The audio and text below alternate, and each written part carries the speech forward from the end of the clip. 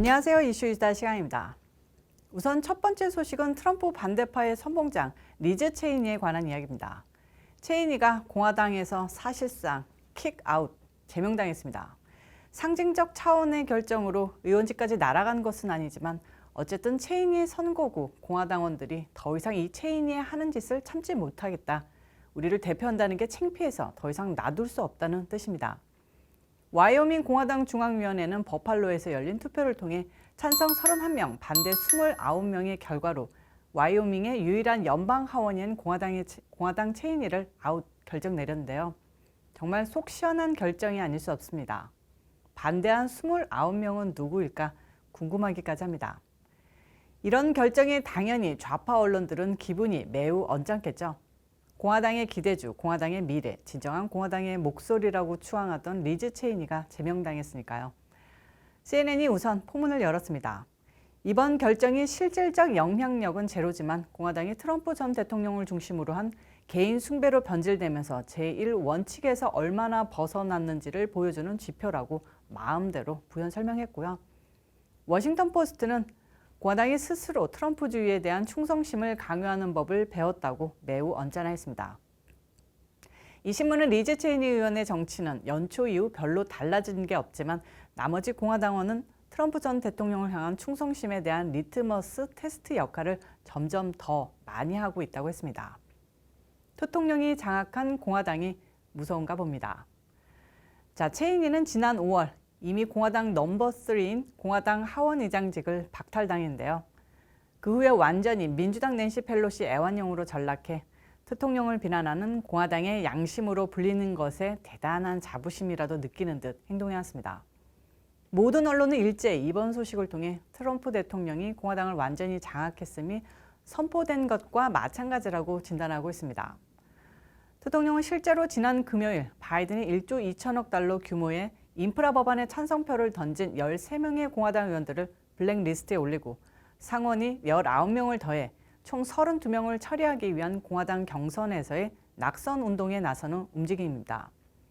이게 성공한다면 공화당은 내년도 중간선거를 앞두고 완벽한 트럼프 정당으로 변모해 사실상 기존의 네오콘 중심의 정당에서 보통 국민들의 보수 정당으로 완전히 그 모습을 바뀌게 되고요. 그런 체질로 좌파와 IT 거대 기업이 중심으로 있는 민주당과 승부를 겨루게 됩니다. 이건 완전히 조선시대 때 녹두 장군 전봉준이 관군 꺾고 청나라, 일본으로 차례로 나아가는 형국과 마찬가지로 진행되는 아래로부터의 변화인데 정말 가슴 떨리는 일 아닐 수 없습니다. 다음 소식은요.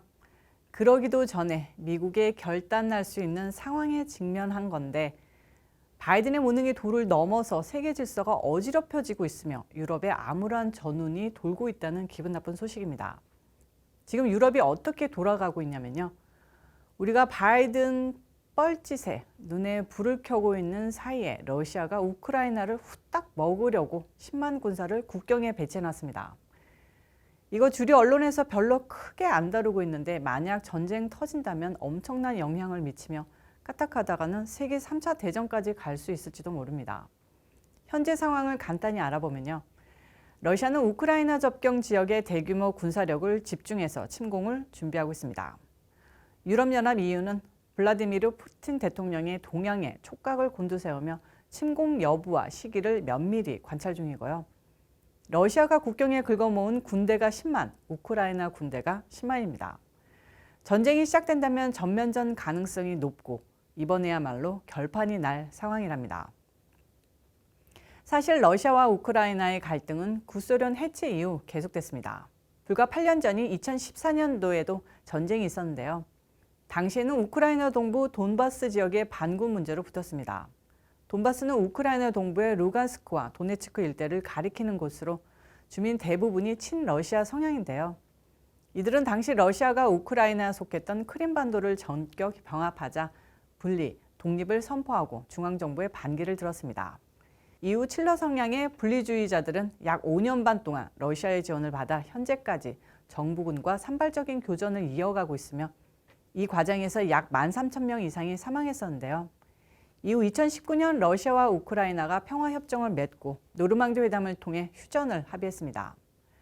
러시아가 우크라이나를 충분히 흡수할 수 있다고 분석하고 행동하는 이유는 우크라이나가 동서로 나뉘어 서부는 친서방적 성향, 동부는 러시아계가 다수인 친러 성향이기 때문입니다. 이번에 또다시 러시아가 땅 따먹기에 나서서 우크라이나 좀 더 깊숙이 파고 들어가 보자 하고 노리고 있는 이유는 사실 그냥 까놓고 말하면 바이든 들어서고 원유며 가스 가격이 워낙 올라서 돈이 많아져서입니다. 일부에서는 이번 전쟁이 시작되면 원유와 가스 가격이 치솟아 유럽의 가스라인을 쥐고 있는 러시아가 유럽을 사실상 휘어잡게 될 결정적 계기가 될 것이라는 노림수가 자리 잡았다고 분석하는데요. 그렇다면 이게 또 바이든 탓이 되는 겁니다. 결과적으로 대통령이 백악관에 있었더라면 원유 가격 이렇게 치솟았을 리 없고, 그렇다면 러시아가 가스값, 원유값 상승으로 빅 재미 봤을 리도 없고요. 20만 군사들이 피 흘릴지도 모를 전쟁 위협에 유럽인들이 숨죽일 필요도 없었을 겁니다. 1차 세계대전이 우연찮게 발발한 것처럼 지금 3차 대전도 하찮은 이유로 발발할 수 있습니다. 굳이 음모론적으로 따지지 않더라도요. 이번 우크라이나에서 전쟁이 일어나면 유럽연합이 가만히 있을 수는 없다고 지금 운을 떼고 있는데 국제전으로 확전될 가능성도 있습니다.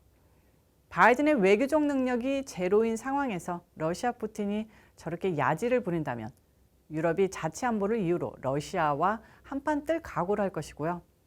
이게 어떻게 세계대전으로 반전될지는 아무도 모르는 겁니다. 그럼 우크라이나를 왜 유럽이 잠자코 러시아에게 먹히는 꼴을 볼 수 없느냐? 그 이유는 바로 우크라이나가 유럽과 러시아 사이의 완충지대이기 때문입니다. 마치 한반도가 중국과 미국 사이의 완충지 역할을 하는 것과 같은 시스템인데요. 지난 2014년의 러시아 대 우크라이나 전쟁이 러시아와 미국의 대리전 성격이었다면 이번에 일어날 우크라이나 전쟁은 보다 직접적인 러시아와 유럽의 대결이 될 것이라는 소리입니다. 미국의 군사적 외교적 위상이 추락했기 때문인 것이죠. 러시아가 테스트 삼아서, 그러니까 미국이 아프간에서 그렇게 뻘짓을 했는데 도대체 얼마나 망가진 거지 하고 우크라이나를 정말로 찔러볼 수 있다가 지금 떠들고 있는 얘긴데요.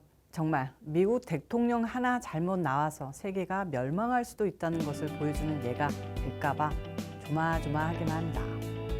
오늘 이슈24는 여기까지입니다. 시청해주셔서 감사합니다. 오늘도 변함없이 좋아요, 구독 꾹꾹 눌러주시고요. 광고 시청도 끝까지 해주시면 저희 영상 제작에 큰 힘이 됩니다. 그리고 광고 제작이나 궁금한 사항이 있으면 아래 이메일로 문의해 주시면 감사하겠습니다. 저는 다음 영상에서 찾아오도록 하겠습니다. 바이.